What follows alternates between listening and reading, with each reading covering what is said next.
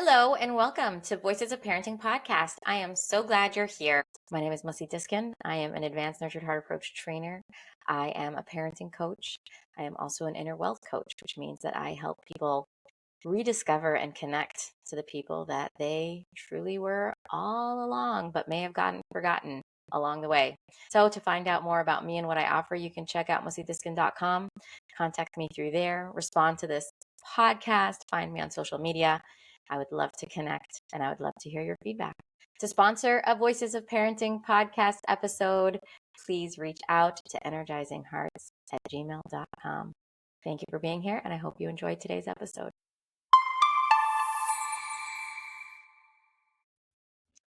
So today I have Yehudit Sarah Waller, who I am so grateful to have here. She actually came to the CTI that I did, and it was such an honor because she didn't need to, right? You were already certified. You didn't need to come.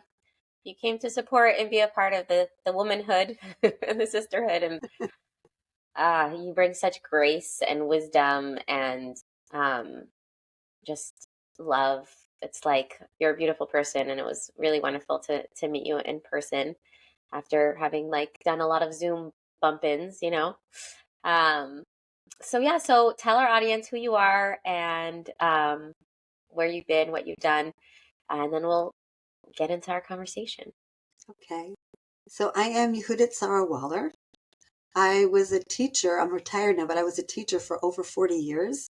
I started out in preschool, and then I ended up teaching every elementary school grade except for kindergarten. It was when I taught fifth grade that I found the nurtured heart approach, but teaching has been a big passion of mine. I love children, and I always loved being in the company of children. And I loved also all the subjects that I taught with children and doing projects with them. So, and I also, being a mother was also something I always wanted to be. So I'm very grateful that I am the mother of two wonderful people and now also a mother-in-law. So that I feel like my family has expanded. And I also have two wonderful stepdaughters who are married and more grandchildren from them. So I have grandchildren now. So it's God has brought so many wonderful people into my life. Beautiful.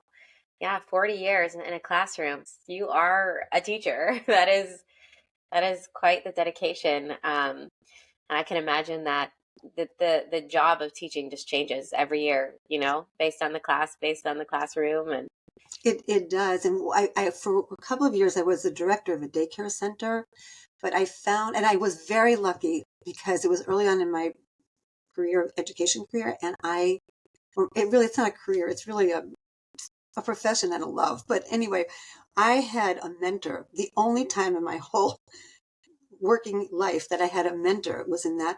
And she was somebody who was a real advocate for children, very smart about children. And she taught me so much. She also, interestingly, was an aside who helped me become a Baal Teshuva, and she was a Methodist. But she was just such a principled person, and really lived her principles that it influenced me a lot. So having that was huge. yeah, Baal Teshuva is Hebrew for becoming religious. Yeah. Wow. How interesting. Yeah. I also had a mentor, very like random circumstances how it fell out, but as a preschool teacher, and what the guidance she gave, just the little nuggets, like a thing she'd say here, a thing she'd say there, like whoo. Till Yeah. this day, I'm sure that it's incorporated in what I teach without even realizing, just because it changed so much for me. But Yeah. people would So ask me, like, why don't you become a principal? And I've admired principals, but I always wanted to be in the classroom. I didn't want to take on the administrative role because it really pulls you away from the kids in certain ways.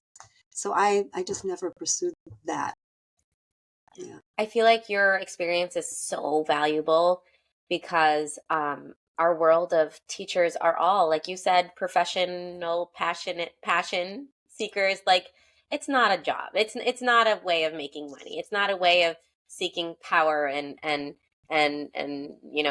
prestige and all that. If you're looking for that, you're gonna quit very fast. It's just not worth it. But it's people who love and who care and who want to invest. And a lot of our teachers are struggling. A lot of our teachers are struggling. There's so much, sometimes like, incontinence. Is that the right word? Where it's, we have the kind of perspective that we believe for children and believe for relationship in a classroom and education and all that, and then we have like practical classroom management and decorum that just isn't. And balancing the two is just, it doesn't always make, it really doesn't make, for me, Nurtured Heart was so exciting because Nurtured Heart made it make sense.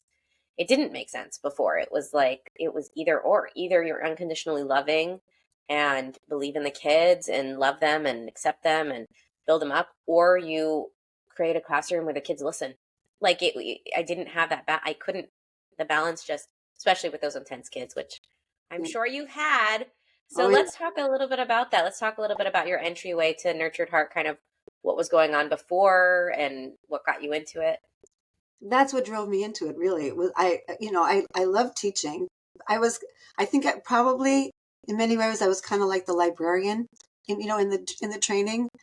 Somebody was like very loving, very kind, and then sometimes kids wouldn't respond in kind, and I think, well, what's going on here?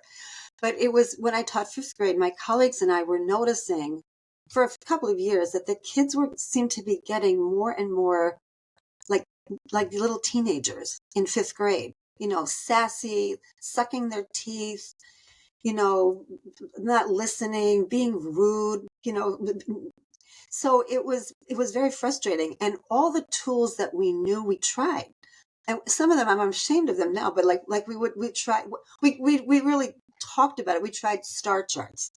So what's not okay with a star chart? What's not okay is, first of all, it takes an enormous amount of time, but also the kids who you notice are on task, they get the stars, and the kids who aren't, who need it, your help the most, don't get it. So, and it's embarrassing. It's public. So we scrapped that right away. It was awful.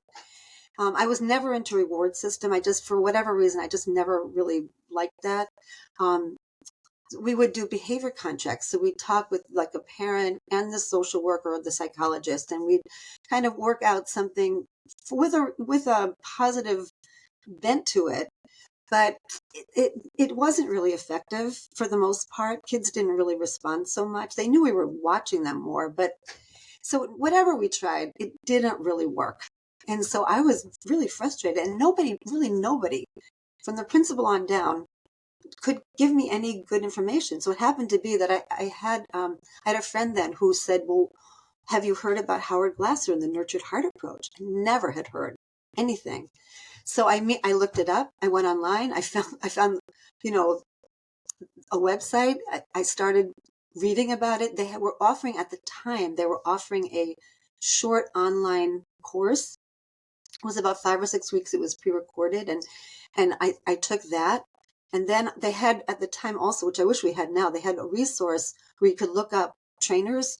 So I found a trainer named Bud Weiss. He was in New York City, which is not that far from where I live. And I called him, and he was so gracious and kind. And I asked him a million questions, because I didn't really get it, really, really. I mean, I immediately liked the idea of it, though. I felt like this is how I always wanted to be with kids. It just resonated so deeply. This is why I went into teaching, because I was so unhappy about my relationships with the kids. And I felt like this is going to give me back what I always want, the way I want to show up and the way I want to be with kids. So then I decided to take the CTI, and like everything rolled. But what I really saw in the classroom, I had kids who were like, one girl was throwing herself on the floor in the middle of a lesson, and kicking and screaming, like, what do I do with that? And I came in one day, and three of my girls had one of the boys up against his locker right before school started. And they were going like, you tattled, we're going to get you after school. And he was like so frightened.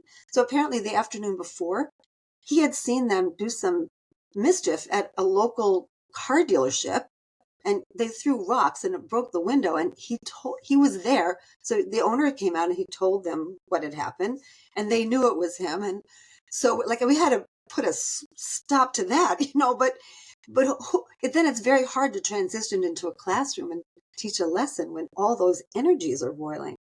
So it was really hard for me. But later that year, this was one of the things that really made me see how effective it was and the difference. We had, in fifth grade, we used to take the kids on this end of the year trip. It was like, my principal used to say it was like going to Pleasure Island. It was this day in a place where all they could do all day long was whatever they wanted. There was a swimming pool.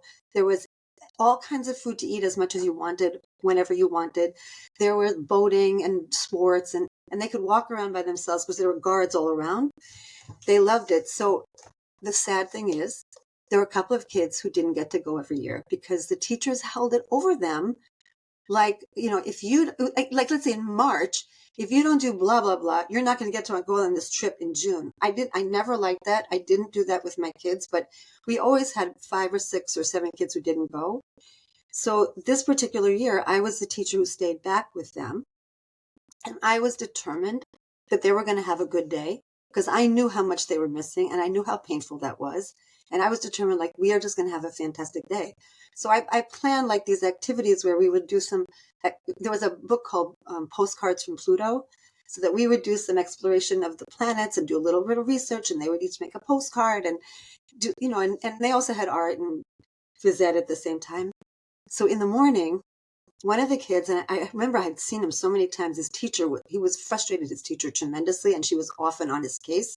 And he was a big kid, overweight, had such a sad demeanor, and so he got into it in the morning with another kid right before we were going to go to lunch. And he ended up pushing all the materials that we were going to use, like, on the floor. So they went all over the place. And they all looked at me, because, like, what, because, and you know how kids test you when you first start working with them. So they're looking at me, and I just said something like, we're going to lunch. He'll clean it up when we get back. Let's go. That was it. When we got back, he cleaned it up. He just picked the stuff up, and I was like, wow. So then I gave him recognitions, and then we went on to do other things, and he ended up, by the end of the day, he was smiling. He had a postcard to take home. And that was one of the things that really stayed with me. It showed me the power of changing your energy and of putting the energy into the right place. I was so happy that I had been able to stay back with them. Really, it was much more valuable than going. Yeah. Oh, wow. I'm so touched by that story, and I'm so touched for that boy. Like, he was given a chance. He was trusted. He wasn't thrown under the bus for being, human at that age, at that level, and whatever's going on in his life. And he was just respected. Oh, so this is why this work means so much to me, because it means so much to me when kids are seen and respected. It's, yeah, apparently what I care a lot about. Yeah, wow. So, I guess I want to just sit and reflect on that for a long time, but let's be productive here in this podcast conversation. Um, and I got distracted for a minute as you were talking, because I realized that my kids' school, without any holding over their heads or pre-warning, they didn't have to work for it at all, just came in and let them know that they're such a great class that they're getting a trip, or they're getting a weekend, a Shabbaton. That's Hebrew for like a weekend. Wow. And oh, the validation that my son felt, because he knows they're a good class. They're just good boys. It's a big class of boys, and they're so sweet. Like, I'm so grateful for this Wow. class, that my son has this experience. And they're normal kids, and they're not always perfect, and but some of the teachers just they pick on every little thing. It's almost like when you're a better class, the expectations are higher, and you can't have any level of disruption. And they watch kids have much higher level of disruption and get more rewards and more attention and more everything. And it's like, they're not going to do it because that's not who they are. But it's so frustrating to be that good kid and get and be punished for it. Like, nobody smiles at them because they don't need smiles, because they don't need love, because they're the good class, they should just learn and do the right thing. So anyway, so he came home so validated. He's like, "Mommy, finally somebody saw that we're a good class, and we didn't even have to work for it." And I love that, because that's, people ask me all the time, you said you don't believe in rewards. I don't like rewards either at all. I don't like it at all. But I'm happy to give like every kid in the class a sticker for fun, or like I feel like it's a difference when it's a celebration versus when it's a reward. You don't have to work towards it. You are a great person. You do great things. Oh my goodness, this was even more exceptional than anything. Let's celebrate you. Let's go get some ice cream, but it's in response to your behavior. It's not in order to create your behavior. It's not a manipulation tactic to get you to behave. It's a totally different energy, and it's fantastic. But anyway, as you're saying your story, my son came home yesterday to tell me this, and I'm like, I must call the school. I must practice what I preach. I must thank them. This is huge that they're doing this, and I'm so excited about it. I have to talk to the principal. So that's where I'm like, okay, I have to remember, God willing, this is my witness right here. Everyone who's listening to this podcast, text me to make sure I message the principal. If you're listening to this, I don't think he listens, but if he is listening, then here's your first thank you. But just, I'm so happy that happened, and it's fantastic. Yeah. Well, let's talk about you a little bit more in the next few minutes we have. So you learned the approach, you were excited about it, it felt intuitive. It sounds like it didn't really make so much necessarily practical sense yet, moving like right away from the initial courses, but you went to the CTI, you pursued it. What would you say is the like most challenging, what was the most challenging, like, and challenging can mean anything, whatever it was for you, what was the most challenging like aspect or piece that you found, and how did you navigate that? So, it was at first, partly what was challenging was the positive recognitions, not the idea of them, but just like being more coming from the heart and not thinking about them. I had to really get out of my head and go into my heart. So once I learned to do that, they flowed. But at first, I was like, and in the classroom, some of it ended up being sort of academic, and I wanted to focus more on the kid.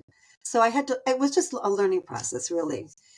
But the other part was the idea of the reset. It was really hard for me to really get that you didn't have to punish kids. And I was the only one where I was doing it. So I didn't have any support. I mean, looking back, it would have been so much better for me if I had gotten a coach or a mentor or had a partner, whatever. But I was really on my own. So I really had to talk to like the principal, the assistant principal, the social worker, whoever I was dealing with, the teachers of the classes the kids went out to ask them to please, deal with the kids in a certain way and not come down heavy on them if something happened. But even for myself, more than anything, I had to really get that they don't need punishment. It took me for a while to understand that until I got the stands rolling, because Howard always talked about like you have to do stand 1 and 2 together, and then the reset kind of falls in place once you have established that relationship. So over time I saw that, but in the beginning I really didn't, and it was hard. I floundered a lot. I remember one time that it did kick in for me. I had a third grade class after fifth grade. I taught third, and we were coming back from lunch. And this particular group, and every group has a personality, like your son's class. This group was extremely chatty, a very talkative group, and that's a hard energy to work with. And so I knew that I had to, if I gave a lesson, I had to give the directions in a short way and get into the activity as soon as possible. So we came back from lunch, and that's a really hard time because they have all that outdoor energy going on. And, we sat down and they were just talking a mile a minute, and I could feel myself getting so frustrated because I also was feeling time pressure because we had to do a math lesson, and then we had to do something else and something else before the end of the day. And I could see the time ticking away, and they weren't listening. And I was like, what am I going to do? I could feel the anger rising in me too. And part of me wanted to just shout out, stop, enough. But I didn't. And I had that energy, and I remember holding my breath for a minute, And what came out of my mouth was something like this. You have so much energy, you guys. You have an amazing amount of energy. You're just so vibrant, full of energy. And so they were listening to me.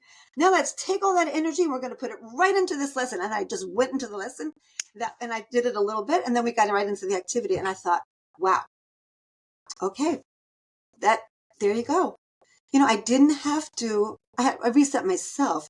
I didn't really even have to reset them. It was just a matter of me, doing that. But the resets became more and more, natural to me, and the kids got it. So one day we were walking to lunch and the kids were very noisy. And one of the boys, he was a leader. He was a natural leader in the group, really sweetheart. And he turned around and said to everybody, reset. Yeah. And then he looked at me and we laughed because he didn't even realize that he was doing that. It was like, look what I just said, So those are sweet moments when you see that it's sinking in. Oh my goodness. Yehudit Sarah, the time flew by. I loved listening to you talk. You just brought me in. Sometimes I have to be intentional about forgetting that there's an audience and really just trying to talk to the person I'm talking to. And with you, I was just so just totally in your words. Thank you so much for Such this a time. pleasure to talk with you too. Yeah. Oh, we definitely need to do it again. The two things that I really drew out, if there's something for anyone to hear, it's that you said this so quickly, but with the recognitions, the positive recognitions, to just get out of your head and just speak your heart. Oh, what a gift! What a nugget that is! A brilliant treasure of wisdom in that right there. And then that relatability of floundering and figuring it out and the reset and your stories. So fantastic. If anybody would like to find you, reach out to you, connect with you, what do you offer? What can they expect and how can they do that? Okay, so I would love that. I particularly love, doing the trainings. I love coaching. Coaching is my favorite part of everything because I feel that's when people really get it. Everybody has a different situation, so people need help with their own situation. And one of the things the CTI has been so beneficial for is really just seeing how you can apply the stands to any situation and that people can learn how to do that themselves. That's the whole goal, is to help somebody just really go through that process of thinking themselves. It's not about me giving them advice. It's about them really seeing how to use it. So I love that. And they could contact me at janet.waller@gmail.com. Okay, we'll put that email in the show notes. And till next time, thank you so much. Thank you so much. Hey, wait, don't go yet. Take a minute to find the beautiful quality that you have, that you appreciate about yourself.